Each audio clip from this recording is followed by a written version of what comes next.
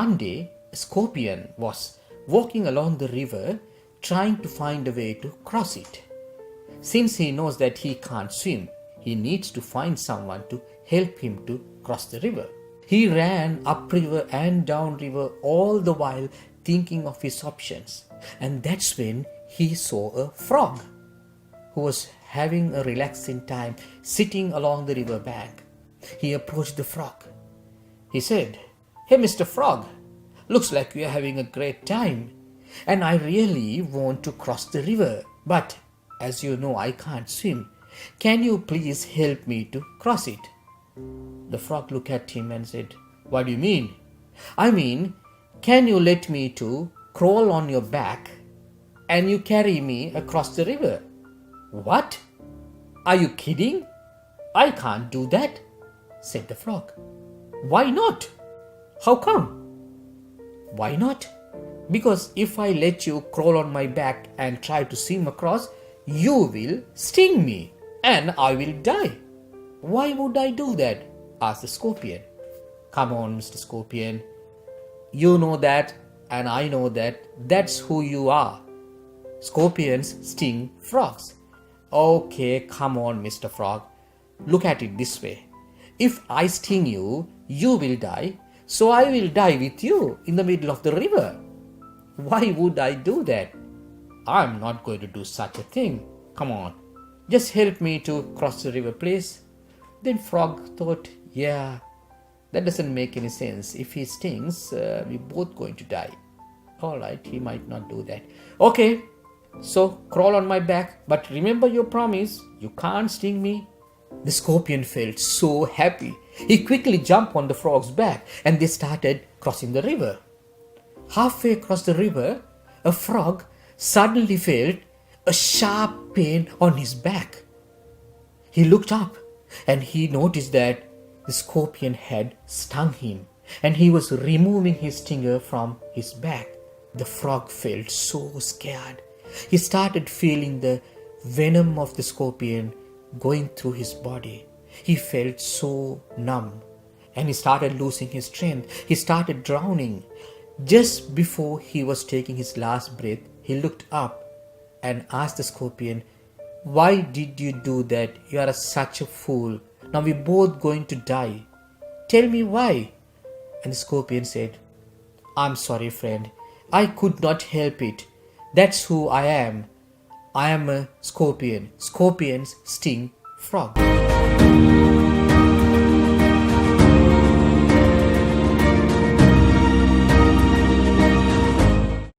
Identity. The way that we identify ourselves. Are you your identity? Some people believe that they can't change their identity. They say, "That's who I am. I can't change it." They walk around calling themselves, "I'm a failure. I'm a fool. I'm a stupid person. I can't do anything right." Now, where do you think these identities come from? One day, a mother and her 10-year-old son were walking along the supermarket aisle. Mother was pushing the trolley and son was having a great time. And when they came to where the milk cartons were, son wanted to help his mother. So he reached 3 or 4 cartons at the same time, trying to put everything into the trolley. But then he dropped one and the milk went everywhere. The mom got really angry and she said, "You are a stupid child. Look what you did. Look at the mess." So what happened? This child did something wrong. That action was not acceptable. But what did the mother say? Mother said, "You are a stupid child." Just because a person does a wrong action does not make that person a bad person or a stupid person. So what is the other way of saying the same message? She could have said, "What you did was a stupid thing. Don't do it again." How many times we do the same thing consciously or unconsciously to our children, to our friends, more importantly, to ourselves. Just because you have failed once or twice, do you call yourself a failure? You may have missed few opportunities here and there, but is it fair to call yourself an unlucky person? Your supervisor or the manager may have rejected your proposal, but it doesn't make yourself not a creative person anymore. Now look at the achievers and the successful people or the role models. They will tell you how many times they have been rejected. They will tell you how many times they have failed. But they never made that mistake an identity to recognize them. When you create a negative identity, you would start believing in that. And then later on, you will think it's impossible to come out of that because you think that's who you are. You are not. You are more than that. You are a human being. That's the difference between we as human beings and other creatures. We can consciously make the decision to do or not to do things. I was 18 years old when I got married. I belonged to a very conservative family, a Baloch family, where good daughters never say no to their parents. My father wanted me to get married, and all I said was, if that makes you happy, I'll say yes. And of course, it was never a happy marriage. Just about after 2 years of getting married, about 9 years ago, I met a car accident. Somehow my husband fell asleep and the car fell in the ditch. He managed to jump out, saved himself. I'm happy for him. But I stayed inside the car and I sustained a lot of injuries. The list is a bit long.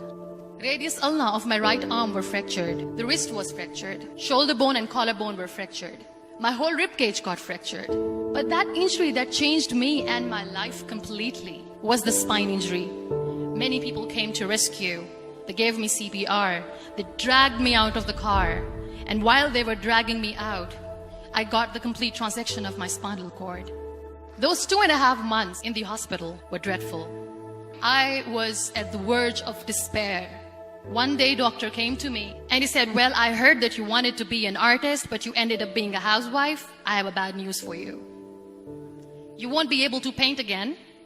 Next day, doctor came to me and said, your spine injury is so bad, you won't be able to walk again. I took a deep breath and I said, it's all right. Next day, doctor came to me and said, because of your spine injury and the fixation that you have in your back, you won't be able to give birth to a child again. That day, I was devastated. I started to question my existence. Why am I even alive? Don't let your one-time mistake create your permanent identity. Because you are better than that. We are all better than that. That's why we are called as human beings. In our brain, we have 100 billion neurons in there. And we create and send more messages than all the phones in this entire world. It can create new things for you. It can recreate a new future for you. But that's all depends on what you want to do with that. So what kept me going was, one day I asked my brothers, I know I have a deformed hand, but I'm tired of looking at these white walls in the hospital and wearing these white scrubs. Bring me some colors, bring me some small canvas. I want to paint. So the very first painting I made was on my deathbed, where I painted for the very first time.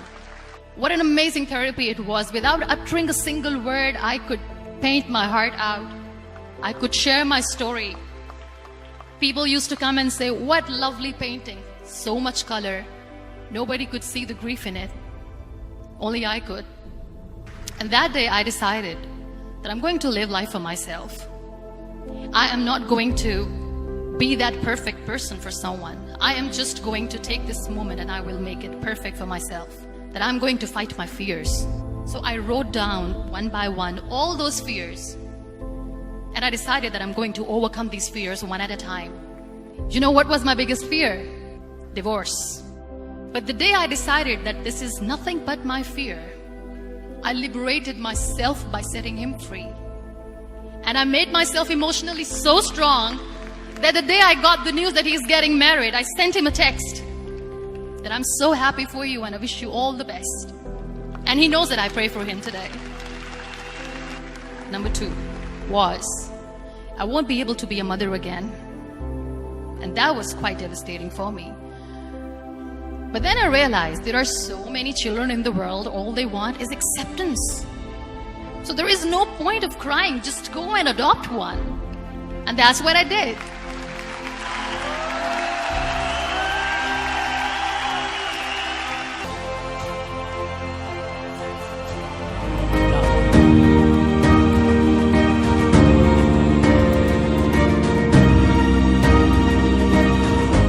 Now, let's do something very interesting. Either you can pause this video and take a pencil and a paper and do it, or you can do it in your mind. This is what I want you to do. The question is, how do I identify myself? How do I identify myself? You can start writing. I'm an emotionally balanced person. I'm an achiever. I'm a failure. I never get anything done in time. I'm too old, or I'm too tired, or I don't feel comfortable, I don't feel healthy. If I start something, I will finish it. And the second question is, how do other people identify me? How do other people see me? Okay. Now you have two lists. Look at that. If you see anything negative in there that stops you moving forward, it's your chance to change it. Tell yourself, you are not that person. You are more than that. You can change that. That's not your permanent identity. How do some people become successful but not others? How do some people seem to be making all the right choices while others get it wrong time after time? How do some people always get positive results regardless of their situation, whereas others get stuck and produce negative results every time they take on a challenge? These are very common concerns or questions that we hear from people around us. Almost all of these questions and concerns are raised by people who have failed to produce positive results in their lives. If you listen to them carefully, you can hear the reasons and excuses soon after the queries. The most popular reason for their own failure includes, they say, successful people had more resources than I had. They had the perfect background, and they had friends and mentors who could help them with. And they went to the perfect school, and they are living in the best country in the world. So they have become very successful. Do you believe that? Is that right? People who have the best circumstances in their lives do not always turn out so well.